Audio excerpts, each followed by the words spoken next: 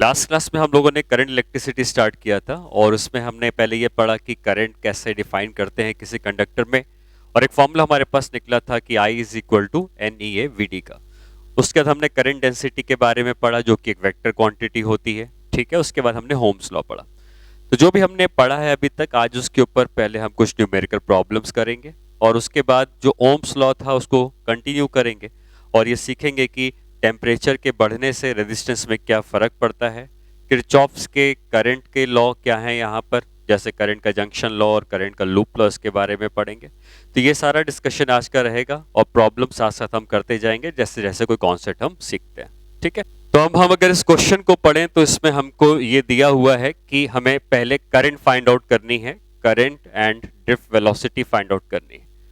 तो करंट और drift velocity को निकालने के लिए हमको अगर यहाँ पे दिया गया है कि 90 कूलम का चार्ज फ्लो कर रहा है 1 आवर एंड 15 मिनट में, तो करंट तो हम सीधे सीधे कह सकते हैं कि टोटल चार्ज 90 कूलम का है, total time 1 hour 75 minute, 15 minute का मतलब 75 मिनट हो गया और सेकंड में कन्वर्ट करने के लिए 60 से मल्टीप्लाई भी कर देंगे। इसको अगर हम कैलकुलेट करें तो 33 ज़ा 90, 32 ज़ा 60 और ये 25, तो 1/50 एम्पियर इतने अमाउंट की करंट जो होगी वो फ्लो कर रही होगी। ठीक है, दूसरा हमसे ये भी पूछा है कि फाइंड द ड्रिफ्ट वेलोसिटी। अब ये ड्रिफ्ट वेलोसिटी कैसे निकालनी है, तो ड्रिफ्ट वेलोसिटी निकालने के लिए हमको फॉर्मूला पता है कि n is equal to n E A we d का फॉर्मूला होता है। इसमें करंट हमको अगर पता चल चुकी है, नंबर ऑफ इलेक्ट्रॉन्स पर यूनिट वॉल्यूम पता चल जाए, इलेक्ट्रॉन का चार्ज हमको पता ही होता है, और क्रॉस सेक्शनल एरिया कंडक्टर का पता चल जाए तो ड्रिफ्ट वेलोसिटी आ जाएगी। करंट हमको पता है, नंबर ऑफ इलेक्ट्रॉन्स पर यूनिट वॉल्यूम की बात करें तो हमको यहाँ पे लिखा है कि 5.8 into 10 to the power 28 atoms पर क्यूबिक सेंटीमीटर। मतलब हर सेंटीमीटर क्यूब में इतने एटम्स हैं और हर एटम एक इलेक्ट्रॉन दे रहा है करंट के लिए, तो इतने ही इलेक्ट्रॉन्स पर सेंटीमीटर क्यूब हो जाएंगे। तो अगर हम इसकी बात करें तो ये है number of atoms per unit volume या नंबर ऑफ इलेक्ट्रॉन्स पर यूनिट वॉल्यूम जो करंट को कैरी करेंगे। अगर ऐसा है तो हम यहां पे कह सकते हैं ये जो n होना चाहिए, ये होना चाहिए कितना, 5.8 into 10 to the power 28 electron पर सेंटीमीटर क्यूब। पर हमको चाहिए पर मीटर क्यूब में, तो हम यहाँ पे इसको पर मीटर क्यूब में कन्वर्ट करने के लिए 10 टू द पावर 6 से मल्टीप्लाई कर देंगे, तो ये हो जाएगा इलेक्ट्रॉन्स पर मीटर क्यूब। और यही हमको चाहिए होता है कि कितने नंबर ऑफ इलेक्ट्रॉन्स पर यूनिट वॉल्यूम है, उसकी वैल्यू n है। इलेक्ट्रॉन का चार्ज हमको पता ही है कि 1.6 into 10 to the power -19 coulomb का होता है, वो हमको पता है। एरिया ऑफ क्रॉस सेक्शन की जहां तक बात है तो हम ये मान के चलेंगे कि जो कंडक्टर होगा वो सिलेंड्रिकल होगा। रीजन ये है क्योंकि डायमीटर दिया हुआ है, और अगर डायमीटर दिया है तो रेडियस पता चल जाएगा, और रेडियस पता चल जाएगा तो ये cross section area pi are square से आ जाएगा। तो हम ये कह सकते हैं कि area is equal to pi r का स्क्वायर, या रेडियस डायमीटर बाय 2 होता है तो डायमीटर बाय 2 का होल स्क्वायर कर देंगे। ठीक है, अब ये कितना आ जाएगा, ये आ जाएगा पाई बाई 4 इंटू डायमीटर दिया है कितना, 1 मिलीमीटर। 1 मिलीमीटर मतलब 10 टू -3 मीटर का होल स्क्वायर। अब ये सारी वैल्यूज उठा के अगर हम यहाँ पे रख देते हैं तो हमको Vd जो अननोन है वो मिल जाएगा, और इसकी वैल्यू को रखने के लिए I की वैल्यू है 1/50, ये रख दी गई। N की वैल्यू जो आई है वो इतनी आई है 5.8 into 10 to the power 28 into 10 to the power 6, ये हो गया n। फिर इलेक्ट्रॉन का चार्ज हो गया 1.6 इंटू 10 टू -19, फिर हो जाएगा एरिया ऑफ क्रॉस सेक्शन जो इतना है pi by 4 into 10 to the power -3 का होल स्क्वायर। इसको जो हम कैलकुलेट करेंगे लास्ट में Vd बच जाएगा जो हमको निकालना है। कैलकुलेशन के बाद अगर हम Vd निकालते हैं, ये सारी कैलकुलेशन आप अगर करेंगे और Vd निकालेंगे तो उसकी जो वैल्यू आएगी वो आ जाती है 8.9 into 10 to the power -12 metre पर सेकेंड।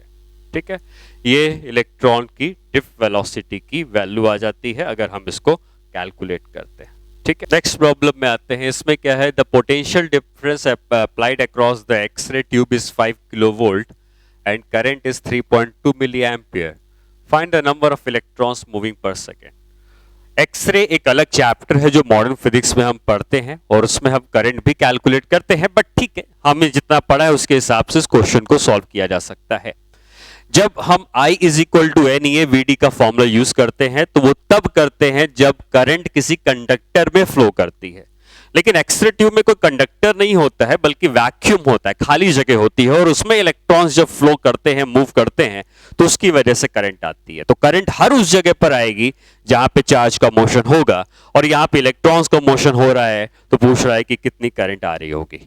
तो यहां पे अगर हम देखें तो हमको करंट हमको दी है, नंबर ऑफ इलेक्ट्रॉन्स पूछा है, वोल्टेज अप्लाइड दिया है, करंट दी है, कितने इलेक्ट्रॉन्स जा रहे हैं, ठीक है। तो वोल्टेज अप्लाइड जो भी दिया है, करंट हमको दी है, करंट 3.2 मिली एम्पियर, तो 3.2 into 10 to the power -3 ampere की करंट हमको दी है, ठीक है। और करंट होती क्या है? करंट होती है कि कितना चार्ज कितने समय में फ्लो कर रहा है। तो हम ये लिख सकते हैं 3.2 into 10 to -3 is equal to कितना चार्ज फ्लो किया है, हमको नहीं पता, क्यू का चार्ज फ्लो किया है, कितने टाइम में फ्लो किया है, टाइम हम जब भी हम मान लेते हैं कि 1 सेकेंड। क्यों 1 सेकेंड? क्योंकि हमसे पूछा गया है कितने इलेक्ट्रॉन्स पर सेकेंड फ्लो कर रहे हैं, तो टाइम को हम 1 सेकेंड मान लेंगे तो पर सेकेंड हमारे इलेक्ट्रॉन्स आ जाएंगे। तो Q की वैल्यू आ जाएगी 3.2 into 10 to the power -3 coulomb, 1 second में फ्लो कर रहा है। अब ये जो करंट आई है ये इलेक्ट्रॉन्स की वजह से ही आई होगी, तो जो टोटल चार्ज है इसमें मान लेते हैं कि n number of electrons flow किए थे, हर इलेक्ट्रॉन का चार्ज E के बराबर था, तो कैपिटल N इंटू E ये मिलाकर टोटल चार्ज 3.2 इंटू 10 टू -3 के बराबर हो जाना चाहिए, ठीक। अब यहां से हमें n की वैल्यू निकालनी है, तो n हो जाएगा 3.2 into 10 to the power -3 divided by electron का चार्ज नीचे आ जाएगा 1.6 इंटू 10 टू -19, तो ये आ जाएगा 2 और ये हो जाएगा 19, तो ये हो जाएगा 2 into 10 to the power 16 electrons पर सेकेंड। इतने इलेक्ट्रॉन्स पर सेकेंड उससे फ्लो करते हुए जा रहे होंगे, ठीक है, 16 होगा, सॉरी। तो इतने इलेक्ट्रॉन्स पर सेकेंड फ्लो करते हुए इससे जा रहे होंगे, ठीक है। तो इस तरीके से अगर आपको करंट दी है, चार्ज पता करना है, टाइम पता है, तो चार्ज पता हो जाएगा, चार्ज पता हो जाएगा तो हमें नंबर ऑफ इलेक्ट्रॉन्स पता हो जाएंगे। इस क्वेश्चन में इसका कोई भी यूज नहीं है, ये चाहे जितना हो हमें कोई फर्क नहीं पड़ता, करंट दी है तो हम चार्ज निकाल सकते हैं। नेक्स्ट क्वेश्चन ये है कि calculate the total momentum of electron in a conductor of length L carries current I। कोई भी कंडक्टर है जिसमें I की करंट फ्लो कर रही है, उसकी लेंथ L की है, तो इलेक्ट्रॉन्स उसमें मोशन में होते हैं, और जो इलेक्ट्रॉन्स मोशन में होंगे तो इलेक्ट्रॉन के पास मास है, इलेक्ट्रॉन के पास वेलोसिटी है, तो इलेक्ट्रॉन का टोटल मोमेंटम क्या होगा। तो हम ये कह सकते हैं कि मोमेंटम जो होता है वो मास इनटू वेलोसिटी होता है, और सारे इलेक्ट्रॉन डिफ वेलोसिटी से मूव कर रहे हैं, तो मास इनटू वेलोसिटी अगर करते हैं तो ये होगा मोमेंटम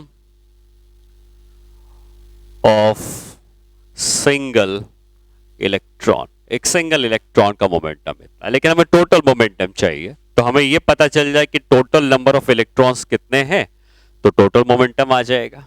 इसकी लेंथ मान लो L की है, इसका क्रॉस सेक्शन एरिया A का है, तो वॉल्यूम कितना लिख सकते हैं, वॉल्यूम लिख सकते हैं A इंटू L। और हमको पता है कि नंबर ऑफ इलेक्ट्रॉन्स पर यूनिट वॉल्यूम का जो फॉर्मूला होता है स्मॉल n, वो होता है कि टोटल नंबर ऑफ इलेक्ट्रॉन्स कितने हैं और कितना वॉल्यूम है, इसका रेशियो हमको देता है नंबर ऑफ इलेक्ट्रॉन्स पर unit volume. Total number of electrons capital N के हैं, और वॉल्यूम हमको दिख रहा है कि A इंटू L का है, एरिया इंटू लेंथ कर देंगे तो वॉल्यूम आ जाएगा। यहां से कैपिटल N की वैल्यू आ जाएगी N into A into L। ये कितने हो गए, ये हो गए नंबर ऑफ इलेक्ट्रॉन्स, ये टोटल नंबर ऑफ इलेक्ट्रॉन्स है। और टोटल नंबर ऑफ इलेक्ट्रॉन्स अगर मिल गए तो हमें अगर पता करना है कि टोटल मोमेंटम कितना है, ठीक है। तो टोटल मोमेंटम कैसे आ जाएगा, हम कह सकते हैं कि एक इलेक्ट्रॉन का मोमेंटम इतना था और ऐसे n इलेक्ट्रॉन्स हैं, तो n को इससे मल्टीप्लाई कर देंगे तो टोटल मोमेंटम आ जाएगा n into m into v d. अब कैपिटल N कितना था, ये था n into A into L, ये हो गया कैपिटल N की वैल्यू, m इंटू वी डी। ठीक, अब हमको ना तो नंबर ऑफ इलेक्ट्रॉन्स पर यूनिट वॉल्यूम पता है, ना क्रॉस सेक्शन एरिया पता है, ये दोनों चीजें नहीं पता है, ना ड्रिफ्ट वेलोसिटी पता है। तो इनकी जगह हमें करंट पता है, और करंट से हम इनको कैसे रिलेट कर सकते हैं, आई का फॉर्मूला होता है N E A we D. देखो यहाँ पे N A we D, N A we D आ रहा है, तो एन ए वी डी को आई अपॉन ई लिख सकते हैं, एन ए वी डी को।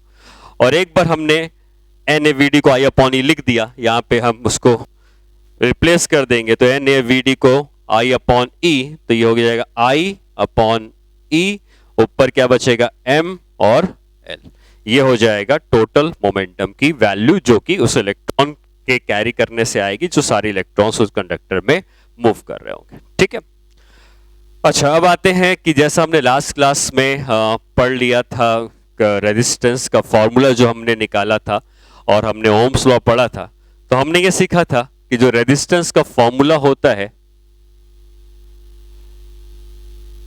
वो किसी भी कंडक्टर के लिए, अगर कंडक्टर मान लेते हैं इस तरीके का है, इसका area of cross section A है, लेंथ एल है, तो हमने ये पढ़ा था इसका रेजिस्टेंस का फॉर्मूला होता है रो एल अपॉन एरिया के बराबर।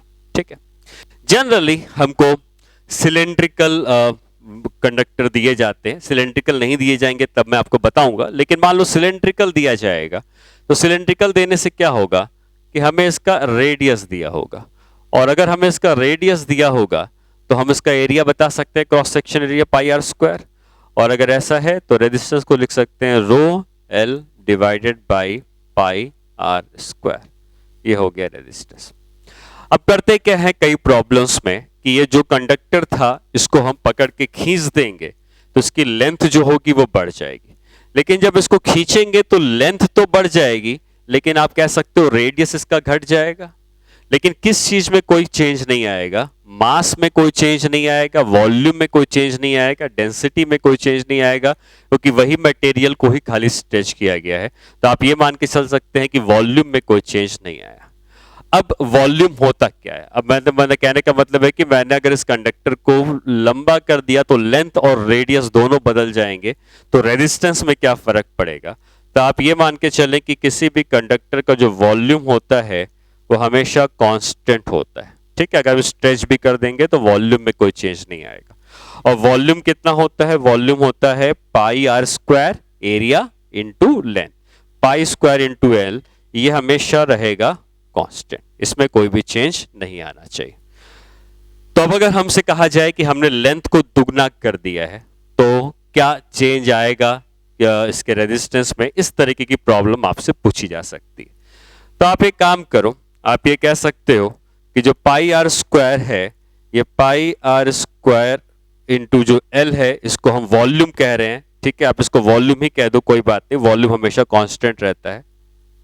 ठीक है, अब अगर हमें ये दिया गया है कि लेंथ को हमें दुगना कर रहे हैं तो रेडियस को हटाना पड़ेगा, और हम ये कह सकते हैं कि जो रेडियस हो जाएगा वो रेडियस को लिखा जा सकता है कि रेडियस का जो स्क्वायर है ये volume divided by pi into L के बराबर। ठीक है, या आप यहां से ये कह सकते हैं, देखो वॉल्यूम कांस्टेंट है किसी भी कंडक्टर का जैसे मैंने बताया, तो आप ये कह सकते हो कि जो आर स्क्वायर है ये लेंथ के इनवर्सली प्रोपोर्शनल होता है। आर स्क्वायर जो है वो लेंथ के इनवर्सली प्रोपोर्शनल होता है, और अगर आर स्क्वायर एल के इनवर्सली प्रोपोर्शनल होता है तो हम इस रेजिस्टेंस के फॉर्मूले को ऐसे लिख सकते हैं कि रेजिस्टेंस किसके प्रोपोर्शनल है, रो कांस्टेंट है, पाई कांस्टेंट है, रेजिस्टेंस प्रोपोर्शनल है लेंथ अपॉन आर स्क्वायर के रेशियो के, और आर स्क्वायर किसके प्रोपोर्शनल है, 1/l के है, तो आर स्क्वायर की जगह अगर 1/l कर दे तो ये l का स्क्वायर आ जाएगा। मतलब आप ये मान के चलें कि resistance is directly proportional to length का स्क्वायर। रेजिस्टेंस सिर्फ लेंथ के प्रोपोर्शनल नहीं कही जाएगी, अगर हम इसके क्रॉस सेक्शन को भी बदल रहे हैं तो उस समय जो भी इसका रेजिस्टेंस होगा वो उसकी लेंथ के स्क्वायर के डायरेक्टली प्रोपोर्शनल होगा। तो हम ये कहेंगे कि अगर हम किसी वायर की लेंथ को दुगना कर दे रहे हैं, खींच के दुगना कर दे रहे हैं, तो लेंथ को अगर हम डबल कर देंगे तो रेजिस्टेंस इसका 2 का स्क्वायर मतलब 4 टाइम्स हो जाएगा। तो इस बात को आप याद रखेंगे, resistance is proportional to length का स्क्वायर। ठीक है, एक चीज ये याद रखनी है। दूसरा क्या याद रखना है कि अगर हम इसमें परसेंटेज चेंज इन रेजिस्टेंस की बात करें, ठीक है, तो आप ऐसा लिख सकते हो कि delta R by R is equal to, क्योंकि इसकी पावर 2 है तो ये मिल जाता है 2 times of delta l by L के बराबर। तो ये भी आप याद रख सकते हो कि delta R by R 2 times of delta l by l है। डेल्टा आर मतलब change in resistance upon original resistance is equal to 2 times of change in length upon original length. तो डेल्टा आर यहां पे change in resistance है, delta l यहां पे change in length है, R यहां पे ओरिजिनल रेजिस्टेंस है, एल यहां पे ओरिजिनल लेंथ। हालांकि ये फॉर्मूला सिर्फ स्मॉल चेंजेस के लिए ही एप्लीकेबल होता है कि जब चेंज बहुत ही छोटा होगा, जैसे रेजिस्टेंस में हमने बहुत छोटा 0.001 ओम का चेंज कर दिया, या हमने लेंथ में 0.001 मीटर का चेंज कर दिया, तो अगर लेंथ को छोटे अमाउंट से बदलेंगे तो रेजिस्टेंस भी छोटे अमाउंट से बदलेगा। तो वो रिलेशन अगर यूज करना है तो उसको ऐसे कर सकते हैं। अब इसी का एक और फॉर्म होता है जिसमें हम कहते हैं percentage change in resistance. Actually हम इसको 100 से मल्टीप्लाई कर दें तो change in resistance by original resistance into 100 percentage change in resistance होगा। तो percentage change in resistance is equal to 2 times of, अब इस यहां पे 100 मल्टीप्लाई करेंगे तो यहां भी 100 मल्टीप्लाई करेंगे तो ये हो जाएगा change in length upon original length 100, तो ये हो जाएगा परसेंटेज चेंज इन लेंथ के बराबर। तो ये भी आप कह सकते हो कि percentage change in resistance 2 times of percentage change in length के बराबर होता है। तो ओवरऑल आपको यहाँ पे क्या समझ में आता है? एक तो ये समझ में आता है कि जो रेडियस का स्क्वायर होता है वो लेंथ के इनवर्सली प्रोपोर्शनल होता है। दूसरा ये कि रेजिस्टेंस एल के स्क्वायर के डायरेक्टली प्रोपोर्शनल है, मतलब आप किसी भी वायर की लेंथ को खींच रहे हो या उसको कंप्रेस कर रहे हो तो रेजिस्टेंस उसकी लेंथ के स्क्वायर के डायरेक्टली प्रोपोर्शनल होगा। इसी से ये रिलेशन आ जाता है जो एरर में हम लोग पढ़ते हैं, उससे ये रिलेशन निकल जाता है जिसके according delta R by R is equal to 2 times of delta l by l, और इसी को अगर 100 से मल्टीप्लाई कर दे तो percentage change in resistance is equal to 2 times of percentage change in length आ जाता है। ठीक है, इसी में अगर हम एक बात और समझें कि जैसे यहां पर हमको क्या दिया था कि हमने इस वायर को स्ट्रेच कर दिया और हमने कहा कि लेंथ दुगनी हो गई, तो रेजिस्टेंस लेंथ के स्क्वायर के डायरेक्टली प्रोपोर्शनल है। बट ऐसा भी हो सकता है कि आपसे कहे कि हमने जब इस वायर को खींचा तो उसका रेडियस आधा हो गया या रेडियस 1/3 हो गया, तो अब ये रेजिस्टेंस इस रेडियस के ऊपर कैसे डिपेंड करेगा? एल को हटाने के बाद, क्योंकि हम ये चाहेंगे कि इन दोनों में से बस एक ही चीज बचे जिसके ऊपर हम डिपेंडेंसी रख पाए। तो अगर हम इस रिलेशन को देखें और हम एल को हटाना चाहते हैं तो हम कह सकते हैं कि जो एल होता है ये आर स्क्वायर के इनवर्सली प्रोपोर्शनल होता है। तो अगर हम एल को 1/r स्क्वायर के प्रोपोर्शनल करेंगे तो हमसे यहां से मिल जाएगा radius is proportional 1 into radius की पावर 4।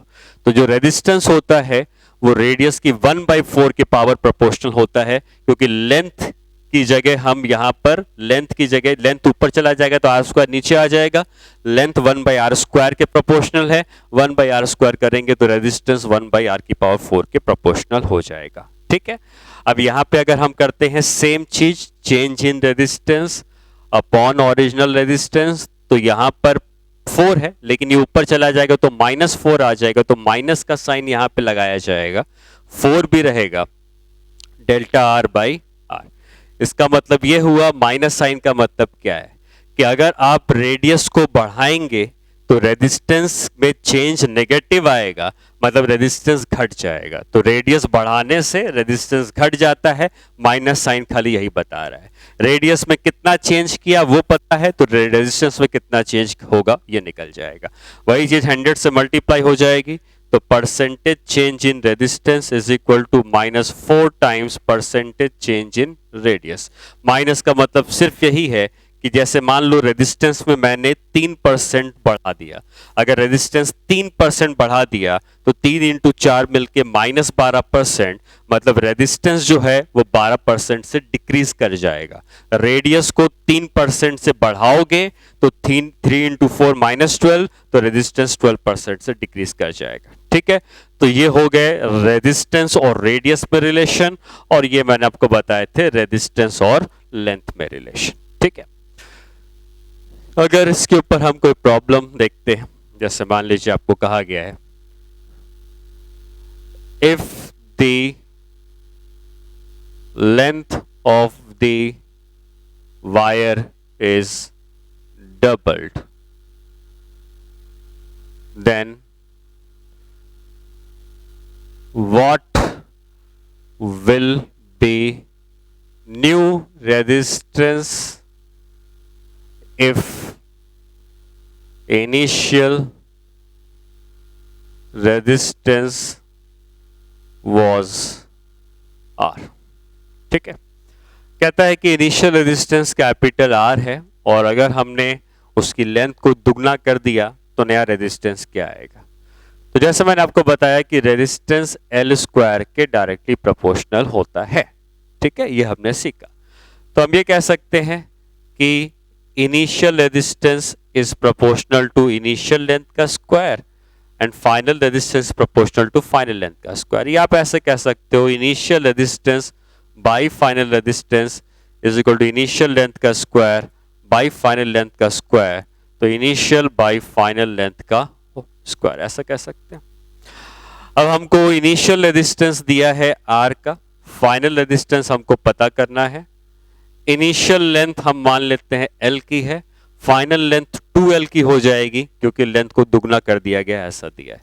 तो ये 1/2 का स्क्वायर 4 हो जाएगा, और फाइनल रेजिस्टेंस जो हो जाएगा वो 4R के बराबर आ जाएगा। तो कह सकते हैं कि लेंथ को दुगना करने से उसका जो रेजिस्टेंस होगा वो 4 टाइम्स हो जाना चाहिए। ठीक है, तो इस तरीके से आपको ये रिलेशंस अगर याद हैं कि लेंथ में चेंज से रेजिस्टेंस में क्या चेंज आता है, या रेडियस में चेंज से रेजिस्टेंस में क्या चेंज आता है, तो इस तरीके की प्रॉब्लम्स को किया जा सकता है।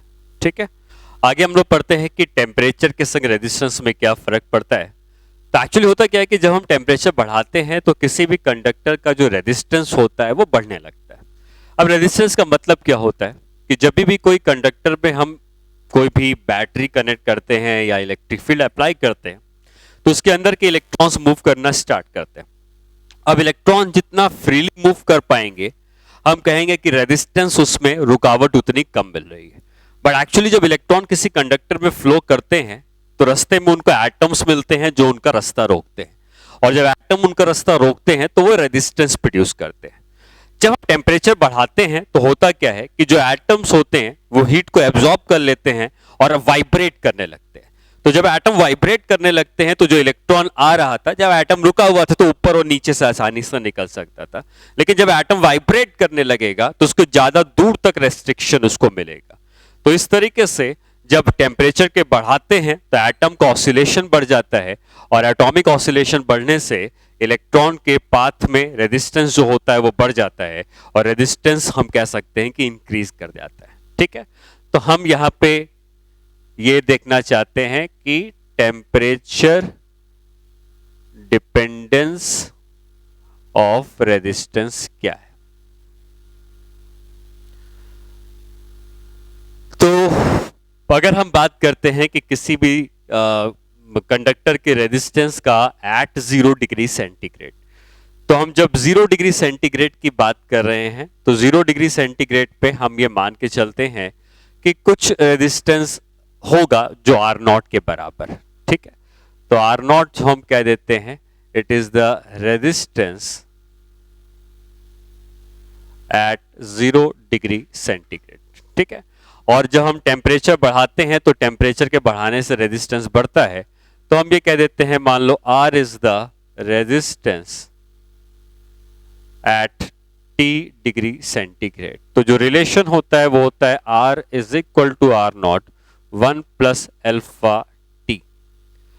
अब यहाँ पे R आपको समझ में आ गया कि R है resistance at T degree centigrade, R not है रेजिस्टेंस एट 0 डिग्री सेंटीग्रेड, और यहाँ पे एक अल्फा का टर्म आया है। इस अल्फा को हम कहते हैं टेम्परेचर कोफिशिएंट ऑफ रेजिस्टेंस। ठीक है, मतलब ये बेसिकली एक कांस्टेंट होता है किसी भी कंडक्टर के लिए कि हाँ, जैसे कॉपर के लिए अलग आएगा, आयरन के लिए अलग आएगा, तो ये एक कांस्टेंट होता है, इसको हम कहते हैं टेम्परेचर कोफिशिएंट ऑफ रेजिस्टेंस। मतलब किस तरीके से अल्फा की वैल्यू क्या होगी उसके अकॉर्डिंगली हम देखेंगे।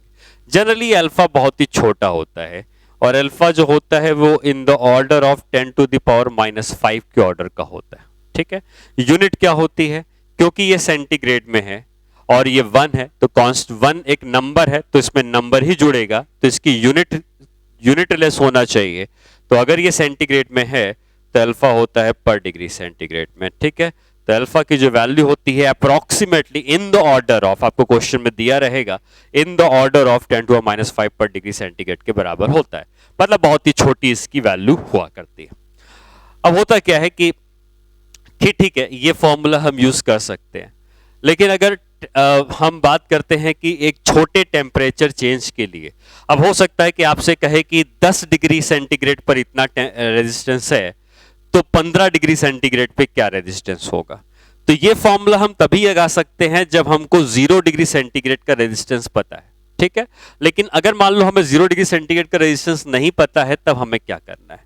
तो अगर हमको कुछ ऐसा दिया है कि R1 is the resistance at T1 degree centigrade and R2 is the resistance at T2 degree centigrade। ठीक है, अगर ऐसा दिया है, ठीक है, तो आप यहां पे इसी फॉर्म को यूज कर सकते हो। यहां पे R हो जाएगा final resistance R2, R not हो जाएगा इनिशियल रेजिस्टेंस R1, और यहां पे अल्फा के संग डेल्टा T आएगा।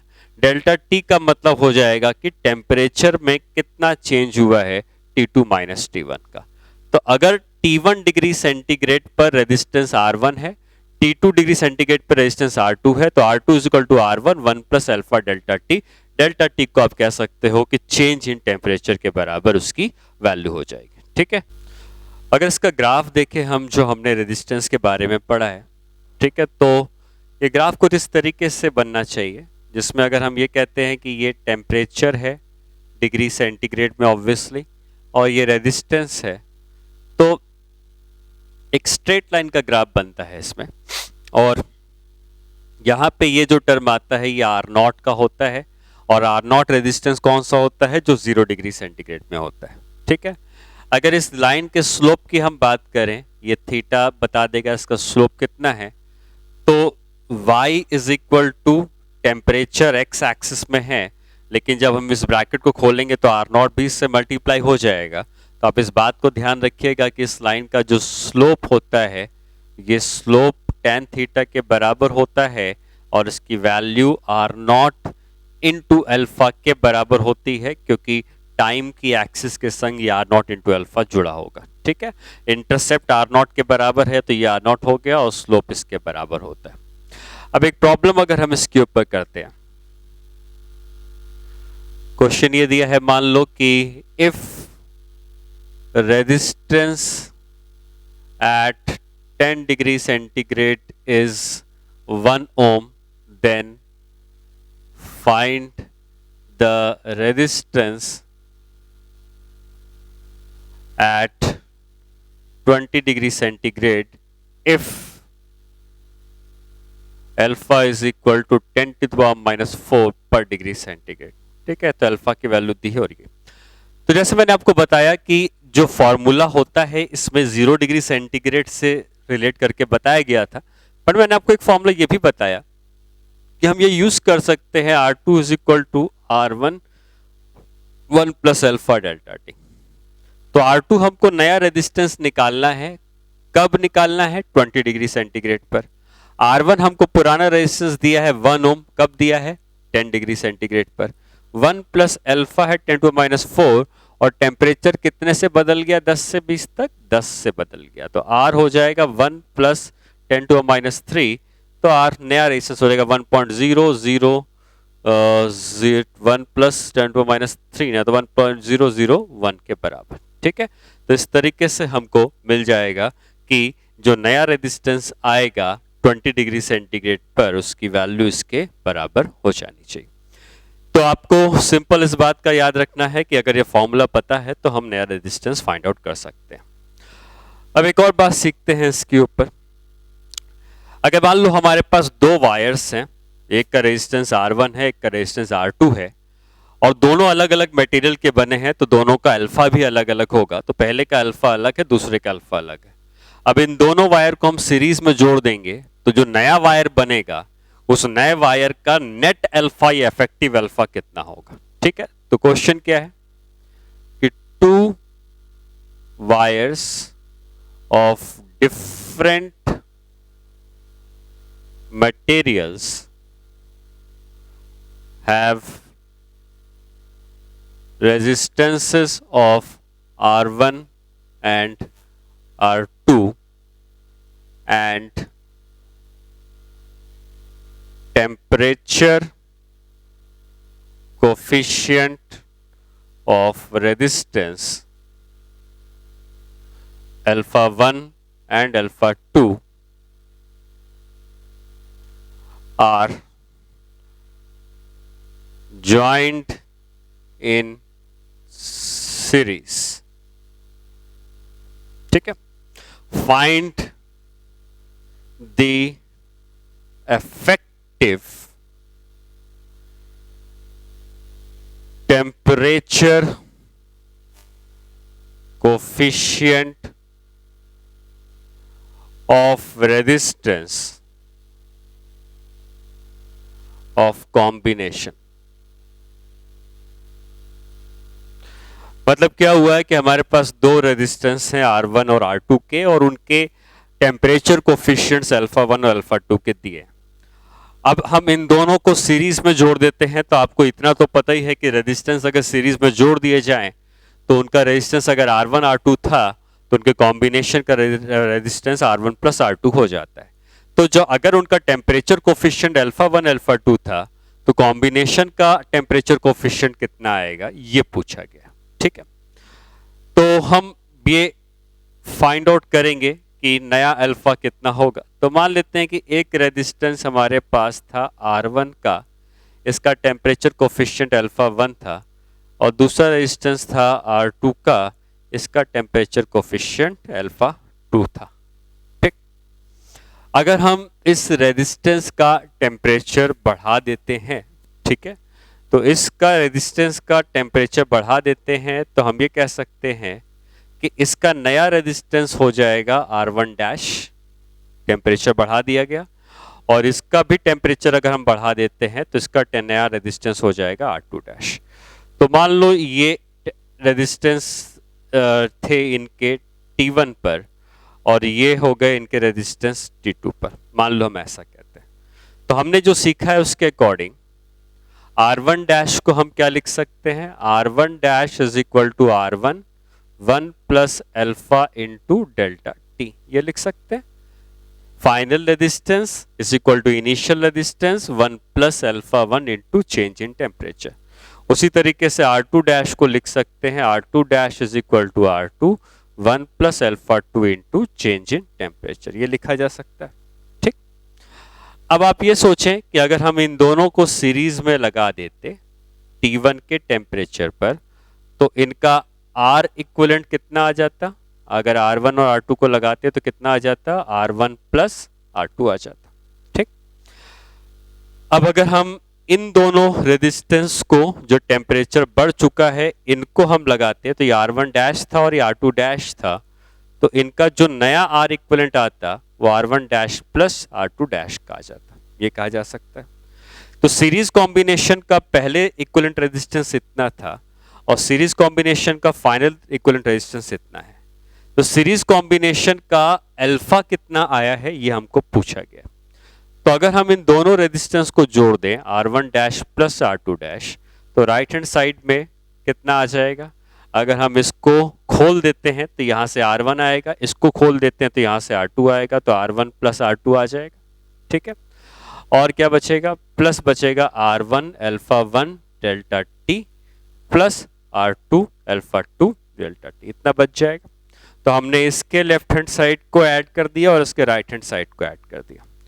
R1 dash plus R2 dash हम कह सकते हैं ये R इक्विवेलेंट की फाइनल वैल्यू है जो रेजिस्टेंस आया है, और R1 प्लस R2 जो है ये R इक्विवेलेंट की इनिशियल वैल्यू है, ठीक है। और यहां से अगर हम डेल्टा टी को कॉमन ले लें तो ये आ जाएगा R1 alpha 1 plus R2 alpha 2 delta T के बराबर, ठीक है, इतना हम लिख सकते हैं। अब एक काम करते हैं कि हम यहां से R इक्विवेलेंट को कॉमन ले लेते हैं। R इक्विवेलेंट को अगर हम कॉमन ले लेंगे तो ये बन जाएगा 1 plus R1 alpha 1 plus R2 alpha 2 upon R equivalent delta T. ये वाला स्टेप समझ में आया। हमने R इक्विवेलेंट को कॉमन ले लिया तो ये तो 1 बच गया, लेकिन यहाँ पे R इक्विवेलेंट नीचे चला जाएगा जो कि कॉमन निकालने से उसके बराबर आ जाना चाहिए। अब इस बात को समझें कि ये इस रिलेशन से फायदा क्या हुआ। हम जब ऐसा लिखते हैं कि final resistance is equal to initial resistance 1 plus alpha delta T, तो हम ये भी लिख सकते हैं कि final equivalent resistance is equal to initial equivalent resistance 1 plus alpha delta T.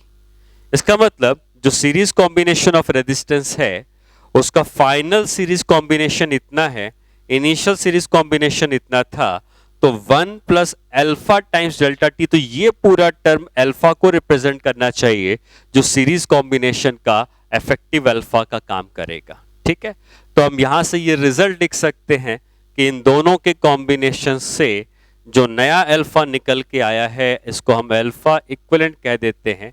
यह है R1 alpha 1 plus R2 alpha 2 divided by R equivalent, और R इक्विवेलेंट को हम कह सकते हैं R1 प्लस R2। तो ये रिजल्ट आप याद रख सकते हो कि अगर हमारे पास दो रेजिस्टेंस थे, R1 वाले का अल्फा 1 था, R2 वाले का अल्फा 2 था, तो इन दोनों के सीरीज कॉम्बिनेशन का इफेक्टिव रेजिस्टेंस नहीं, effective temperature coefficient of resistance alpha की value R1 alpha 1 plus R2 alpha 2 upon R1 plus R2 के बराबर आ जाएगी, ठीक है। ये सेम क्वेश्चन में आपको पैरेलल कॉम्बिनेशन के लिए भी पूछ सकता था। पैरेलल कॉम्बिनेशन की वर्किंग भी इसी तरीके से रहती, ठीक है। और अगर हम इस बात को यहां पर नोट कर लें कि if resistance were connected in parallel, then what will be alpha equivalent? तो मैं चाहूंगा कि आप एक बार चाहो तो उसको ट्राई कर सकते हो, क्योंकि वर्किंग सेम है। तो मैं सीधे रिजल्ट बताता हूं। इसके रिजल्ट में R1 alpha 2 plus R2 alpha 1 by R1 plus R2 आता है। तो थोड़ा सा अंतर है इनके रिजल्ट्स में।